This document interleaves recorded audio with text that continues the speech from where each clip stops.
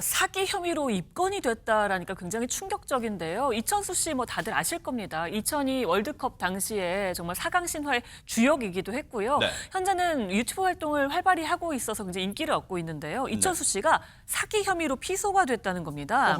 이 사기 혐의의 고소장이 접수된 건 지난달이라고 하고요. 네. 이미 고소인 조사도 마친 상태라고 합니다. 네. 근데 고소인이요, 이천수 씨랑 오랜 지인이래요. 네. 또 호영호재할 만큼 친했던 사이라고 그래요? 하더라고요. 네. 근데 고소장 내용을 보시면 네. 2018년 11월에 고소인에게 이제 생활비 명목으로 돈을 빌려달라고 요청을 했고, 이천수 씨가요. 네. 그 수년 내로 이 돈을 갚겠다라고 얘기를 했다는 거예요. 그 당시에는 수입이 없으니까 생활비를 좀 빌려달라라면서 이제 앞으로 유튜브 채널도 할 거고 축구 교실도 운영할 거니까 2023년 말까지는 다 갚겠다라고 약속했다는 내용이 고소장 안에 담겨 있습니다. 네.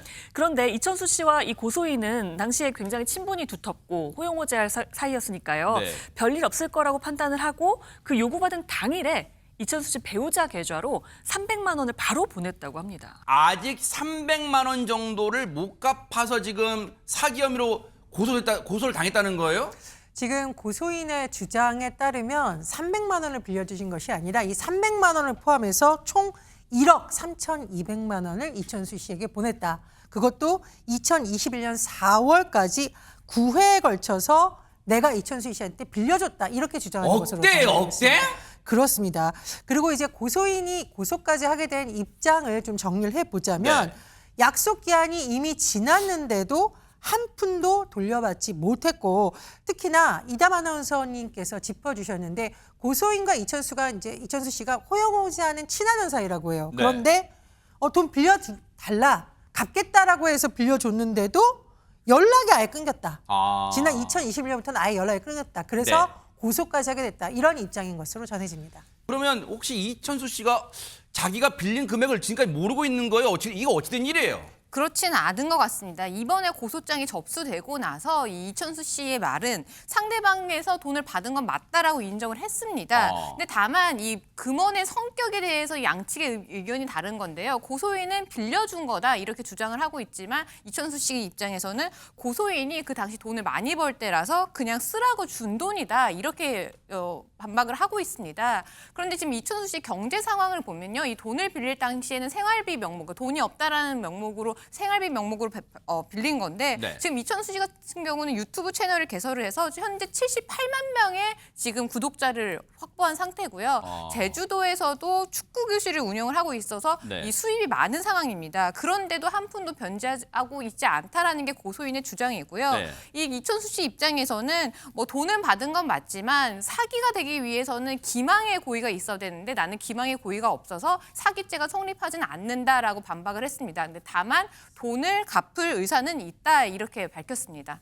돈을 빌린 걸 이천수 씨 본인도 인정하고 있고, 그리고 돈을 갚을 능력도 있고 돈을 갚을 의사도 있다. 그러면 돈을 지금이라도 갚으면은 이게 문제는 끝나는 거 아니에요? 어떻게 됩니까 이게? 그게 지금 1억 3,200만 원에 대해서 이야기가 좀 나온 거잖아요. 네. 그 1억 3,200만 원 건 말고 네. 이 고소인이 또 다른 건도 있다라면서 지금 주장하고 있거든요. 뭐예요, 이게? 또 다른 건은 또 뭐냐면 이천수 씨가 고소인한테 외환 선물 거래 사이트 투자를 권유해서 수억 원대 투자금을 가로챘다라고 고소인이 주장하고 있는 겁니다. 어허. 고소장 내용에 따르면 네. 이천수 씨가 2021년 4월쯤에 내가 잘 아는 동생이 외환 선물 거래 사이트를 운영하고 있는데 사무실을 방문해 보니까 안정적으로 수익을 내고 있더라. 네. 나를 믿고 그 동생한테 5억 원을 투자해주면 매달 수익금을 배분해주고 원금 반환을 원하면 해주겠다. 이렇게 얘기를 했다고 이제 고소장에 나와 있습니다. 네. 그런데 고소인이 이천수 씨의 지인한테 5억 원을 송금하고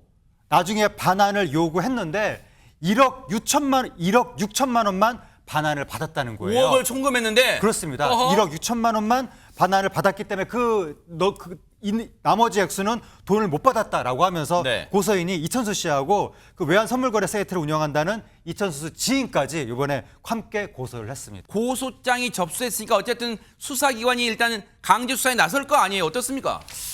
이 사안은 고소장 내용에 따르면 이천수 씨가 수입이 없음을 전제로 생활비를 빌려달라 앞으로 유튜브 채널과 축구 교실 운영에 갚겠다고 고지를 했다는 것입니다.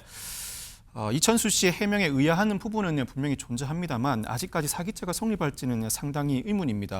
어려운 사정을 사전에 설명하고 빌려갔다가 돈을 갚지 못했다고 해서 곧바로 사기죄가 성립하지 않습니다. 더군다나 고소장 내용에 따르더라도 이천수 씨가 특정한 용도에 쓰겠다고 사전 고지한 정황도 발견되기 어렵습니다. 고소인 측은 추가 주장과 입증을 병행하여야 사기죄가 성립할 것으로 전망됩니다.